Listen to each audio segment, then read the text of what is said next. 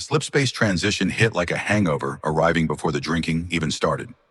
Commander Jarek Moss felt his neurons fire in the wrong sequence, tasted colors for 3 seconds, and experienced the peculiar sensation of his liver existing slightly to the left of where it belonged. When reality reassembled itself into something resembling normal physics, he was gripping his seat restraints hard enough to leave impressions in the foam.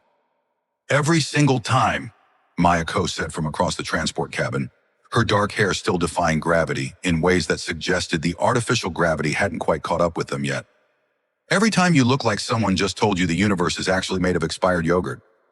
That's because slipspace feels like expired yogurt, Jarek muttered, releasing the restraints and immediately regretting it as his inner ear staged a minor rebellion. Expired yogurt that gained sentience and decided to personally insult my digestive system. Through the viewport, Threshold's End materialized from the darkness, like something from a fever dream engineered by committee. The station hung in the void where human and Athari territories met, a structure that looked like someone had convinced a steel flower to bloom in vacuum.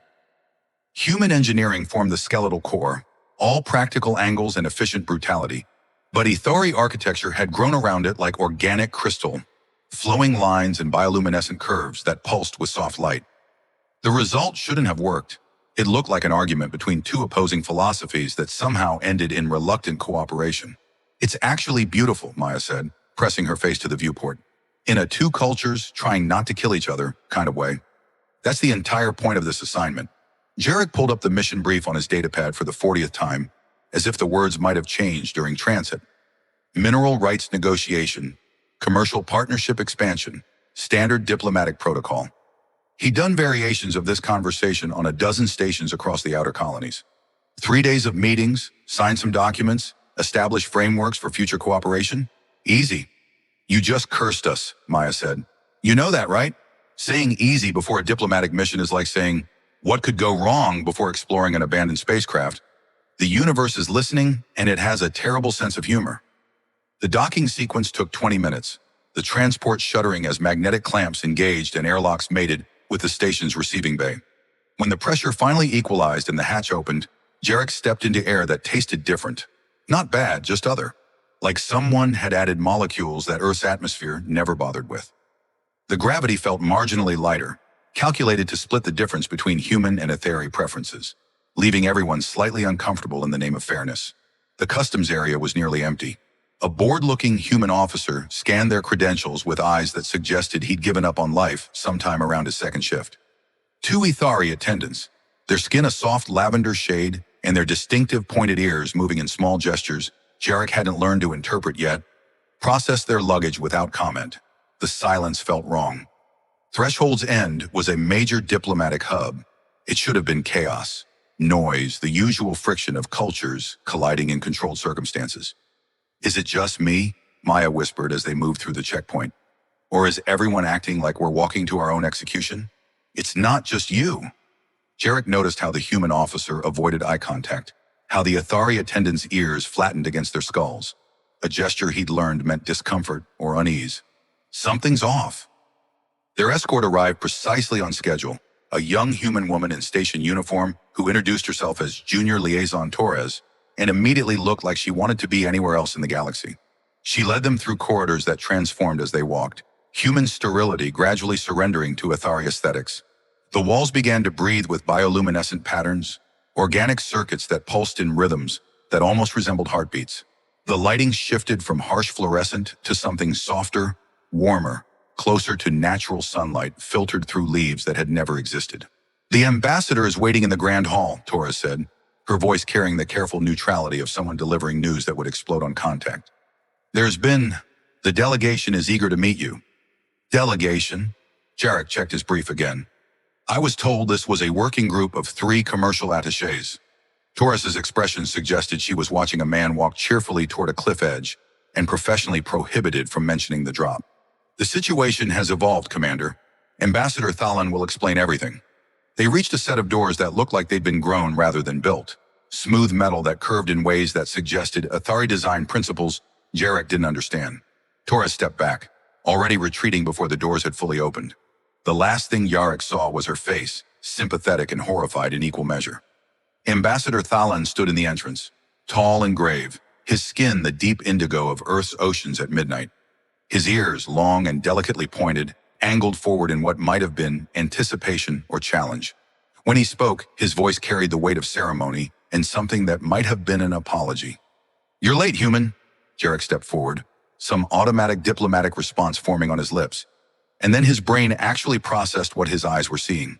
The grand hall stretched before him, vast and ornate, filled with dozens of women in ceremonial robes of silver and deep purple.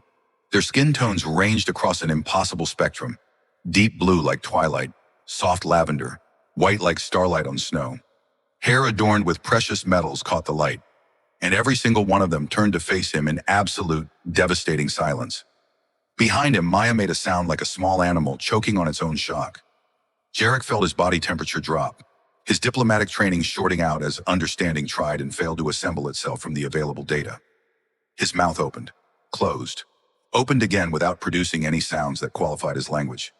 "Oh," he finally managed, his voice coming from very far away. "Oh, this is bad." The emergency conference room smelled like panic and recycled air that had been recycled one time too many. Jarek sat at a table designed for 8 people that currently held 14, his hands flat against the synthetic wood surface, because if he didn't anchor them to something solid, he might start making gestures that would end his diplomatic career. Maya occupied the chair beside him, her datapad displaying a corrupted translation algorithm that had apparently decided to destroy his life as a hobby project. "So let me make sure I understand this correctly," Jarek said, his voice achieving a calm that required most of his remaining mental resources.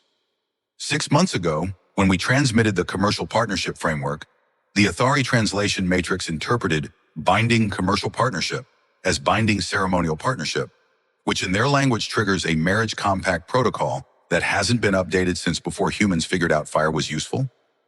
Ambassador Thalan, seated across from him, with his ears angled in a position that Jarek was learning meant profound discomfort, inclined his head fractionally. "Your summary, while lacking certain cultural nuances, captures the essential catastrophe." "Catastrophe," Maya repeated, her voice climbing an octave. "That's one word for it. I was thinking more along the lines of cosmic practical joke or elaborate fever dream." Station Commander Reeves, a former naval officer whose face looked like it had been carved from old leather by someone with a grudge, pulled up a holographic display that showed communication logs stretching back half a year. The corruption happened in the quantum entanglement relay between sectors 7 and 12. A solar flare hit the relay station at precisely the wrong microsecond. 1 in 40 million chance. The AI running error correction missed it because it was simultaneously processing 70,000 other transmissions. "So the universe's terrible sense of humor," Maya said quietly. "I called it." Jarek stared at the hologram, watching the exact moment where human intent twisted into Aethari understanding, a butterfly effect conducted at faster than light speeds. "And the Athari government received this corrupted version and thought we were proposing what? Exactly?" Thalan's ears performed a complex movement that might have been the alien equivalent of a grimace. "A symbolic union between our peoples. In Athari tradition, when 2 houses or nations seek alliance after conflict, marriage between representatives demonstrates commitment to shared future. It is ancient practice, rarely invoked in modern times, but the protocols are explicit and binding. When your government transmitted what we understood as a formal proposal, our High Council responded according to tradition. The women you saw have volunteered from influential houses across our worlds. They accepted this duty to honor their families and ensure peace between our species. They volunteered," Jarek said slowly, "to marry a complete stranger from a species they've been in a Cold War with for 30 years because a translation algorithm had a bad day. To be fair," Thalan said, "they believed they were volunteering to marry a specific stranger. The protocols require that humanity's representative make selection from those presented. It is understood as significant honor and considerable burden." Maya looked up from her datapad, her expression suggesting she'd just calculated the exact magnitude of their disaster. "How many governments know about this? Actually know, not suspect or wonder?" The silence that followed that question had texture and weight. Station Commander Reeves broke it with the kind of honesty that usually preceded career-ending decisions. "Too many. Both high councils are aware. Key military commands on both sides, various intelligence services. At last count, approximately 200 individuals across human and Aethari space who all have very strong opinions about what should happen next." "And what should happen next?" Jarek asked. though part of him already knew the answer would be terrible. Reeves pulled up another display, this one showing political analysis that someone had labeled worst-case scenarios and why they're all actually happening. If we refuse the compact, send the women home without selection, the Athari interpretation is clear. Humanity finds Athari unsuitable for intimate alliance. It suggests we view them as lesser, unworthy of joining our families or futures. Given the fragile state of our peace, that rejection empowers every military hardliner who thinks the Cold War should heat back up. We've got intelligence suggesting at least 3 Athari factions already positioning themselves to exploit that outcome. And on our side, Maya added, reading from her own research, there are commercial interests in military planners who see this as opportunity. Force the Athari into a position where they've committed to alliance, use that leverage for territorial concessions or trade advantages, or just let it collapse and blame them for the breakdown. Jarek felt something cold settling into his chest, the realization that he'd walked into a trap built by accident and maintained by intention. So we can't refuse without risking war, but accepting means treating sentient beings like political game pieces. Yes, Thalin said simply. His ears had flattened completely against his skull now. A gesture Yarrick understood meant the ambassador was as unhappy about this as anyone. The compact specifies 7 days of ceremonies, traditional protocols at specific locations within the station.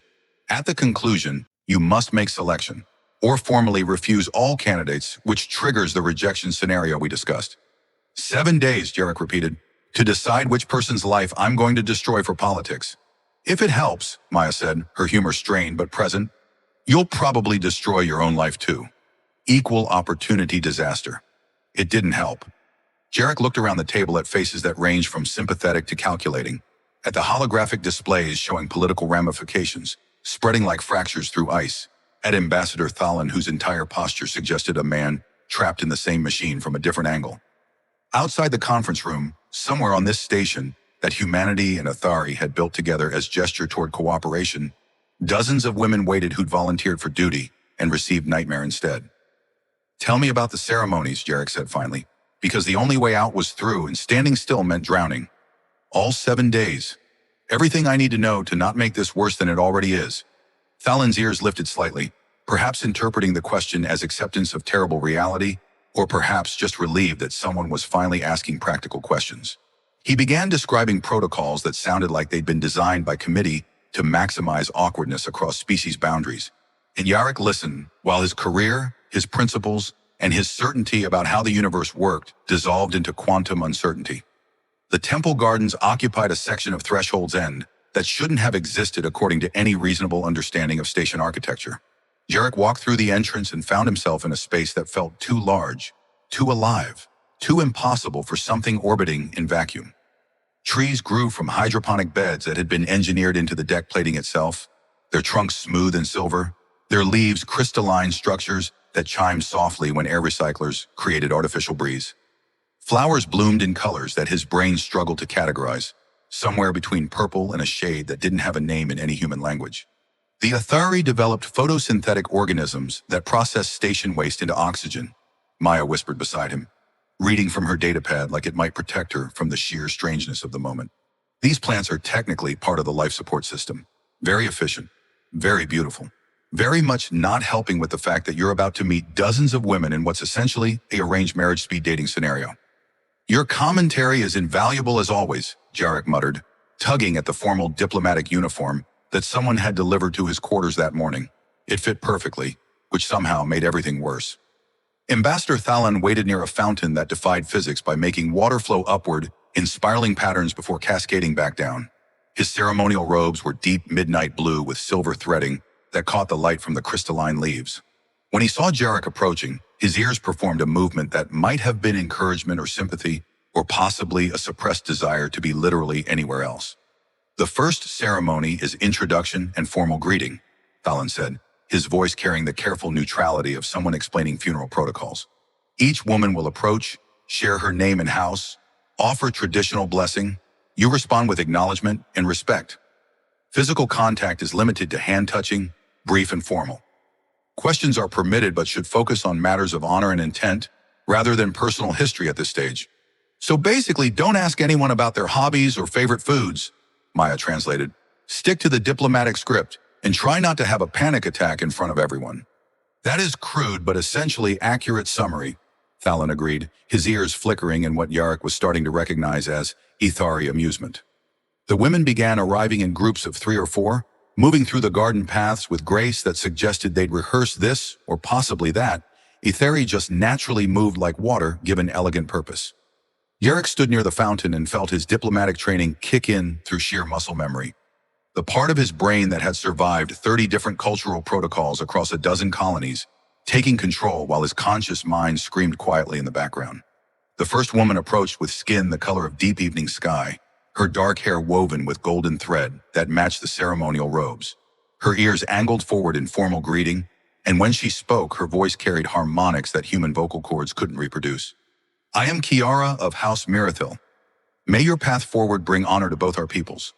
Jarek took her offered hand, the contact lasting exactly 3 seconds as Thalon had instructed. Her skin felt warmer than human normal, her fingers slightly longer.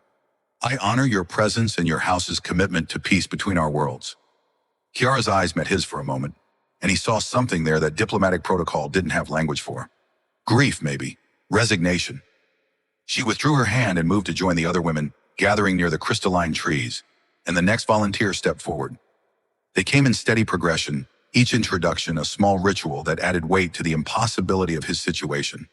Thessa, with lavender skin and silver-threaded dark hair, whose formal blessing sounded more like a challenge, and whose handshake felt like a test of strength. Yenna, pale blue with naturally silver hair that marked her as minor nobility, who trembled slightly when their hands touched. Miral, deep indigo like Thalon, whose ears remained perfectly neutral throughout the greeting in a way that suggested intense emotional control. Jarek responded to each with the words Thalon had taught him, his mouth forming syllables in the Ethari language that probably sounded like a drunk human attempting opera, his mind cataloging details while simultaneously trying not to think about the fact that these were people, actual individuals with lives and families, and futures that had been hijacked by a corrupted translation algorithm and political necessity. You're doing well, Maya murmured during a brief pause between introductions. Only look mildly like you're being digested by an existential crisis instead of severely. That's the nicest thing anyone said to me in days, Jarek replied, and then froze because the next woman approaching made his diplomatic script skip like a corrupted data file. She had white skin that seemed to catch and reflect the light from the crystalline leaves, blonde hair that fell past her shoulders without any metallic adornment, and eyes that were precisely the color of Earth's oceans in summer. Her ears angled forward in the formal greeting position, but something in her expression suggested she found this entire procedure as absurd as he did. I am Ciliora of House Kaliath, she said, her voice carrying less of the harmonic quality than the others, her accent suggesting she'd spent considerable time around humans. May your path forward bring honor to both our peoples. She paused, then added in English, so quiet only he could hear. You look like you're going to vomit. Try breathing.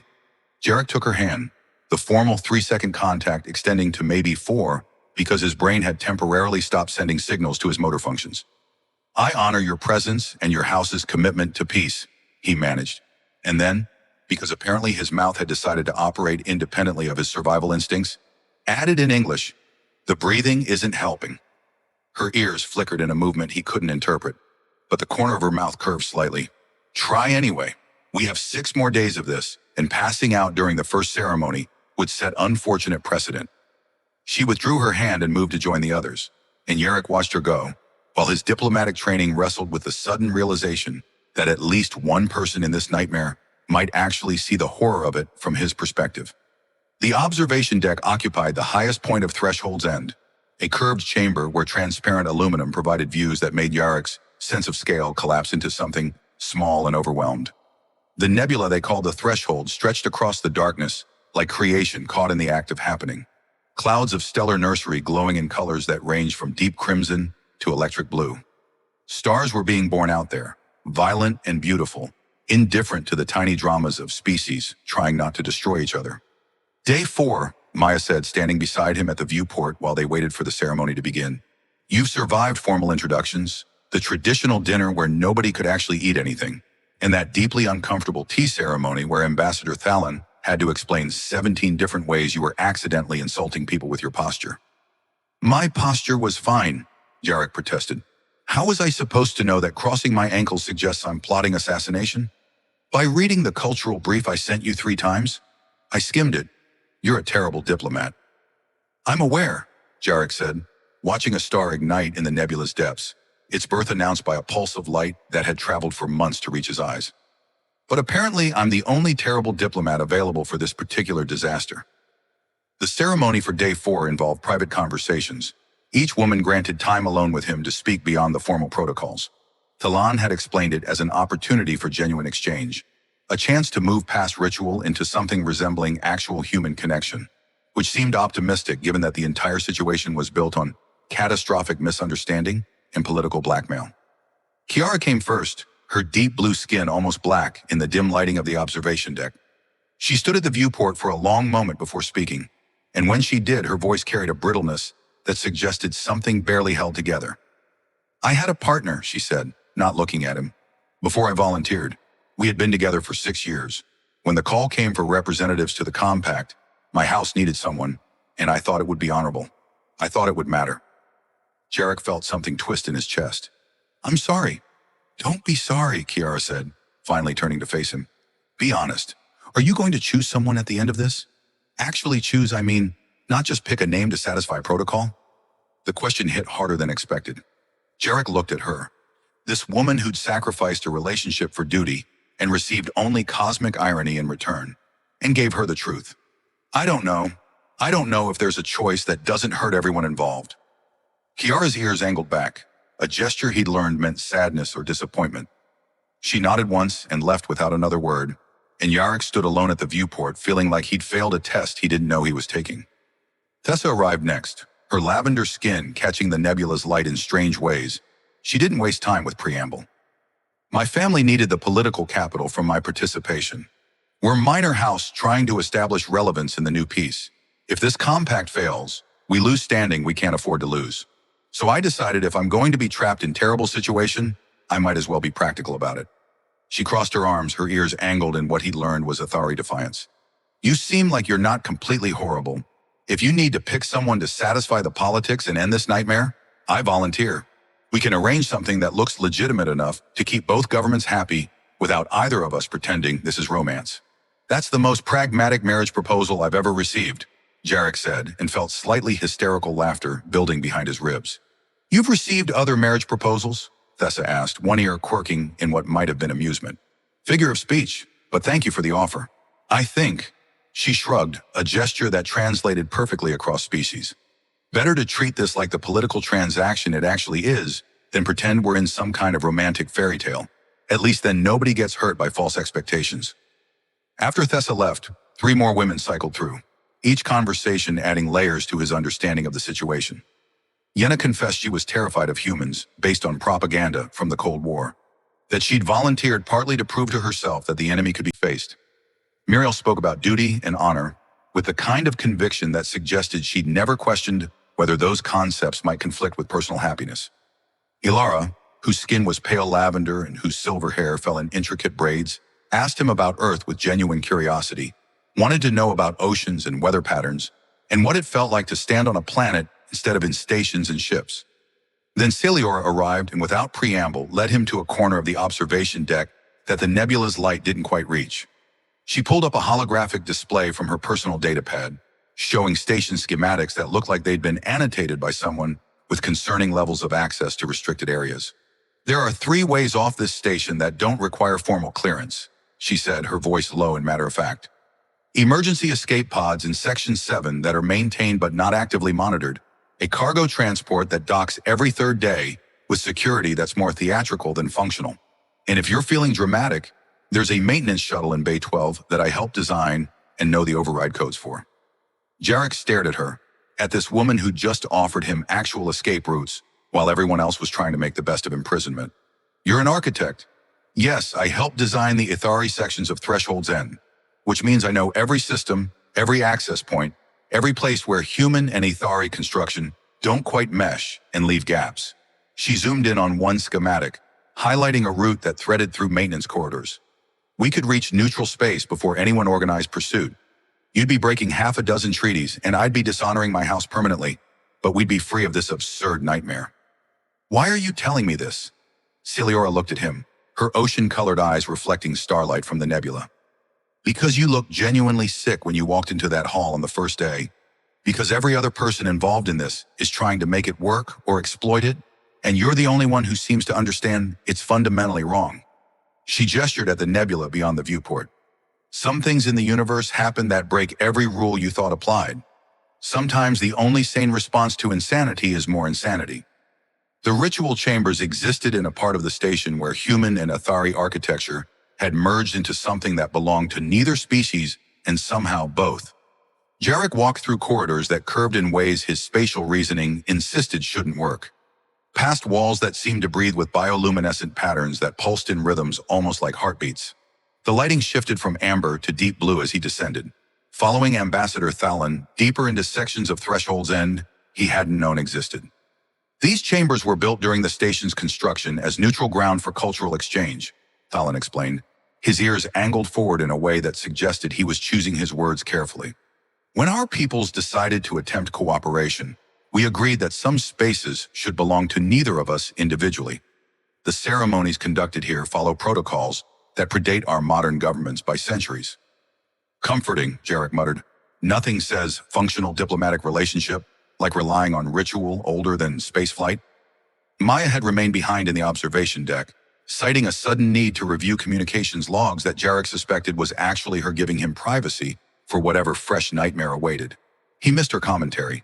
At least when she was making jokes about the absurdity of everything, he could pretend this was survivable. The ritual chamber's doors opened onto a space that made Yarek's breath catch, despite his determination not to be impressed. The room was circular, its ceiling projecting holographic stars that matched the actual stellar positions outside the station with perfect accuracy. The Threshold Nebula sprawled overhead in impossible detail, as if the hull had simply vanished and left them floating in vacuum. Around the chamber's perimeter, the Athari women stood in ceremonial robes that seemed to catch and hold the starlight. Tonight's ceremony is the dance of histories, Thalon said quietly. Each culture has carried this tradition across generations. Through movement, we tell the story of our people. You will observe, and in observing, understand what we offer in this compact. I'm starting to think your culture's entire approach to diplomacy is making humans emotionally compromised through elaborate theatrical productions, Jarek said. But his voice lacked conviction because the holographic stars were breathtaking, and he was, despite everything, emotionally compromised. Music began without apparent source, harmonic resonances that human instruments couldn't produce mixed with rhythms that felt almost familiar. The women moved as one, their bodies flowing through positions that told stories Jarek could almost read. He saw violence in sharp gestures and aggressive stances, grief in movements that seemed to fold inward, hope in reaching arms and lifted faces toward the projected stars. Kiara led one sequence, her deep blue skin nearly invisible against the holographic nebula, her movements fierce and controlled as she traced the shape of what Jarek realized was a ship, a warship. She mimed destruction, her body becoming explosion and death, and then slowly reformed into a posture of survival. The Cold War, he understood, the years when both species circled each other with weapons armed and trust absent. Thessa and Yenna moved together through a sequence that involved complex hand gestures and synchronized steps that looked like they required months of practice. They were building something, he realized. Construction, alliance, the station itself maybe, or the idea of cooperation taking physical form through bodies moving in space. Then Celiora stepped forward alone, and the music shifted to something quieter, more complex. She moved through the holographic stars like she was swimming through space itself, her white skin and blonde hair catching light in ways that made her seem almost translucent. Her dance was different from the others, less about grand historical narratives and more about something personal and specific. She traced the outline of structures with her hands, architectural forms built from gestures, and Jarek understood she was telling the story of creation itself. Not destruction or survival or alliance, but the act of making something new from nothing. When the dance ended, the women held their final positions for a long moment before the holographic stars faded and normal lighting returned. Jarek felt like he'd been holding his breath for the entire performance, and only now remembered that oxygen was necessary for continued consciousness. Your people have similar traditions? Thalon asked, his ears angled in genuine curiosity. We do, Jarek said, thinking of Earth's countless cultural dances, the ways humans had always tried to make meaning through movement. Different forms, different stories, but the same impulse. To remember where we came from and hope for where we're going. Then perhaps you understand why this compact matters beyond politics, Talon said softly. These women carry their people's history in their bodies. They offer it to you, to humanity, as gesture of trust that what we build together might be stronger than what we feared separately. Before Jarek could formulate a response that wasn't just screaming into the void about how unfair it was to weaponize cultural beauty for diplomatic blackmail, Maya's voice crackled through his comm unit with an urgency that immediately spiked his anxiety. Jarek, we have a problem. Multiple problems. Possibly an entire problem cascade. You need to get back to the command level immediately. He excused himself with apologies to Thalon and the assembled women, trying to ignore how Celiora's eyes followed him as he left, and jogged through the station's corridors with growing dread. When he reached the command level conference room, he found Maya surrounded by holographic displays showing communications traffic that had been flagged in angry red. So remember how we thought this situation couldn't get worse? Maya said, not looking up from her datapad. I have discovered that the universe considers that kind of optimism a personal challenge. We've got 3 separate problems, all happening simultaneously, all determined to make your life specifically more difficult. Tell me, Jarek said, bracing himself against the conference table. Maya pulled up the first display. Problem 1. A Thari conservative faction has leaked details of the compact to their public media. It's all over their news networks. There's significant population that views this as either sacred duty or profound insult, depending on political alignment. And they're demanding transparency about the outcome. Wonderful. What's problem 2? Human Military Command has decided this situation represents strategic opportunity. They're discussing how to leverage the compact for territorial concessions in 3 contested border systems. Commander Reeves has been ordered to facilitate this outcome. She pulled up another display showing classified military communications that she definitely shouldn't have had access to. I don't want to know how you got those, Jarek said. Good, because I'm not telling you. Maya pulled up the third display, and her voice softened slightly. Problem 3 is more personal. I did some research on the women here. Celiora's house, Calith, invested enormous resources in her participation. If the compact fails and she returns without fulfilling her duty, her family loses political standing they apparently can't afford to lose. Same situation with several others. The volunteers aren't just trapped by protocol, they're trapped by economics and family obligation. The 7th day arrived with the kind of inevitability that made Jarek think about black holes and event horizons, the point past which escape became physically impossible. He stood in his quarters at 0400 station time, unable to sleep, watching the Threshold Nebula through his viewport, while his mind ran through scenarios that all ended badly for someone. Maya had fallen asleep at her datapad 3 hours ago, finally succumbing to exhaustion after days of searching for solutions in communications protocols and legal frameworks that refused to yield anything useful. The Grand Hall waited. The ceremonies required his presence at 0800 for the final ritual, the selection that would either bind him to another person through political necessity or collapse fragile peace between species into something that might eventually involve weapons fire. Both options felt like falling, just in different directions. He'd spent the night before lying awake, thinking about Kiara's grief and Thessa's pragmatism, and Yenna's fear and Celiora's escape routes. Thinking about the dance in the ritual chambers. Bodies telling stories of survival and hope, while he watched from outside like a spectator to his own life. Thinking about how every choice available to him would hurt people who'd volunteered for duty and received only cosmic irony in return. Somewhere around 0300, staring at stars being born in violence and beauty, an idea had formed. Not a solution exactly, more like a transformation of the entire framework, a way to honor the catastrophe while refusing to compound it. The kind of idea that would either resolve everything or destroy his career so thoroughly that historians would use it as a cautionary tale for centuries. You're doing that thing where you make decisions without telling me, Maya said from behind him, awake now and clutching coffee that the station's recyclers had optimistically labeled as beverage. I can tell because you look simultaneously determined and terrified, which is you're about to do something diplomatically insane expression. I have an expression for that? You've had a lot of practice developing it this week. She joined him at the viewport, her reflection ghostly against the nebula. Whatever you're planning, I'm either going to support you completely or testify against you at the inquiry. Possibly both. The Grand Hall filled slowly as 0800 approached, the Athari women arriving in their ceremonial robes while human and Athari officials gathered along the perimeter like witnesses to an execution. Ambassador Thalon stood at the center, his ears rigidly neutral in a way that suggested he'd given up trying to predict outcomes and surrendered to whatever chaos the universe had scheduled. Commander Reeves watched from near the entrance with the expression of someone calculating how to extract strategic advantage from disaster. Jarek walked to the center of the hall, and the assembled crowd fell silent with a weight that felt like atmospheric pressure increasing before a storm. The protocol was explicit. He would speak the name of his selection, or he would formally refuse all candidates and trigger the rejection clause that might eventually lead to renewed hostilities between species, still learning how not to destroy each other.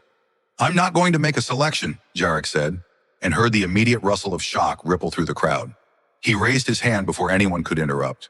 "But I'm also not formally refusing the compact. Instead, I'd like to propose something that honors the spirit of what this was supposed to represent, while acknowledging that the original framework is fundamentally broken." Thalan's ears flickered through what looked like 12 different emotions in rapid succession.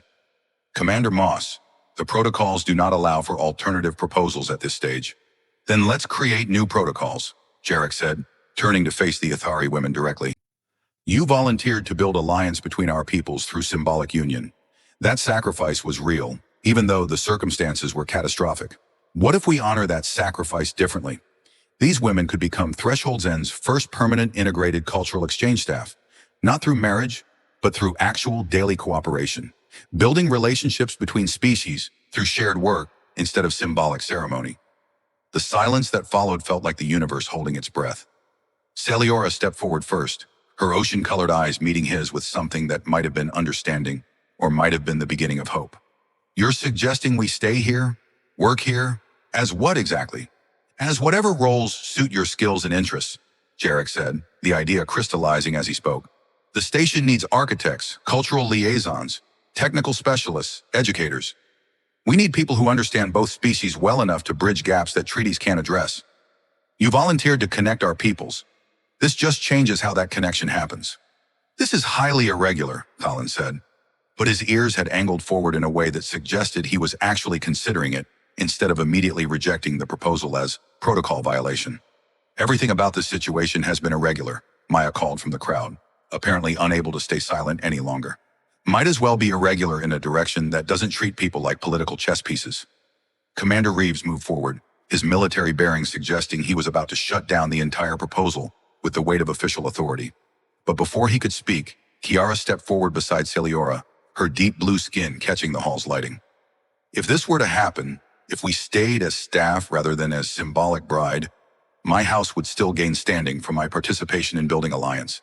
The dishonor of return would be avoided." "Same for House Mirathil," Thessa said, moving to join them. "Probably better, actually. My family gains a daughter with actual influence on a critical diplomatic station instead of a daughter married to stranger for politics." More women moved forward, not all of them, but enough that the crowd of volunteers transformed into something that looked less like victims and more like individuals making choices about their own futures. Yenna spoke about wanting to understand humans without fear. Mariel mentioned interest in station systems engineering. Ilara asked if there would be opportunities to study Earth cultures in detail. Thalan's ears had progressed through confusion to something approaching cautious acceptance. He turned to Commander Reeves, his voice carrying formal weight. "This proposal could satisfy the compact's requirements while addressing its most problematic elements. Both peoples would gain from permanent cultural exchange presence." Reeves looked like he was calculating strategic implications at high speed, running scenarios about whether this outcome served military interests or complicated them. Finally, he nodded once. "It would require approval from both high councils, formal restructuring of station staffing protocols, and probably 6 months of legal review. But it's not actively worse than any other option available, and it might actually accomplish what the original treaty was supposed to achieve before the translation corruption." The day dissolved into logistics and communications, with governments and negotiations about specifics that would take weeks to finalize. Jarek spent most of it answering questions from officials who ranged from supportive to hostile, explaining his reasoning to people who either understood immediately or thought he destroyed carefully laid political plans. Maya fielded the hostile ones with the kind of diplomatic creativity that involved technically polite language deployed like precision weapons. When the formal discussions finally ended and most people had dispersed to their quarters or offices, Jarek found himself back at the observation deck where the Threshold Nebula continued its patient work of creating stars. Celiora appeared beside him without announcement, still wearing her ceremonial robes because apparently nobody had time to change during catastrophe management. "You realize you just turned a marriage compact into a job fair," she said. And despite everything, her voice carried something that might have been amusement. "I'm aware the metaphor is imperfect," Jarek admitted. "Imperfect but functional. Like this station." She gestured at the nebula beyond the viewport. "I meant what I said about the escape routes, you know. The offer stood. We could have run. Why didn't you push harder for it?" "Because you were already looking for a better option." Celiora turned to face him directly. "You looked sick on day 1 because you understood this was wrong. You looked exhausted on day 4 because you were carrying everyone else's trapped situation. By day 6, you looked like someone who'd found an answer that didn't require anyone to pretend disaster was destiny. The answer still requires you to stay here, work in a place built from catastrophic misunderstanding." "True, but I helped design this place, and I'm curious to see what we build next. Besides," she added, and now her voice definitely carried amusement, "the proposal didn't preclude social interaction outside work hours. You know, dinner, conversation, getting to know someone without ceremonial protocols dictating every word." Jarek stared at her. This woman who'd offered escape routes and architectural schematics, an honest assessment of his emotional state throughout a week of diplomatic nightmare. "Are you asking me out? After all this?" "I'm suggesting that since we're both going to be on this station anyway, and since you turned out to be less horrible than feared, we might as well see if there's actual compatibility beneath the disaster." Her ears angled, and what he'd learned was Ithari amusement. "Call it experimental cultural exchange. Very informal research. That's possibly the strangest post-crisis proposal I've ever received." "You're collecting a lot of strange proposals this week." Despite everything, Jarek laughed. Outside the viewport, stars continued being born in the Threshold Nebula, violent and beautiful and indifferent. Inside the station, 2 species that had nearly destroyed each other were learning to build something together through sheer stubborn refusal to let translation errors define their future. And standing in the observation deck with a woman who'd volunteered for duty and received chaos instead, Jarek felt something that might have been hope, or might just have been the human capacity to find meaning in absurdity. "Dinner sounds good," he said finally. "Fair warning, I'm apparently terrible at reading cultural protocols." "I noticed. We'll work on that."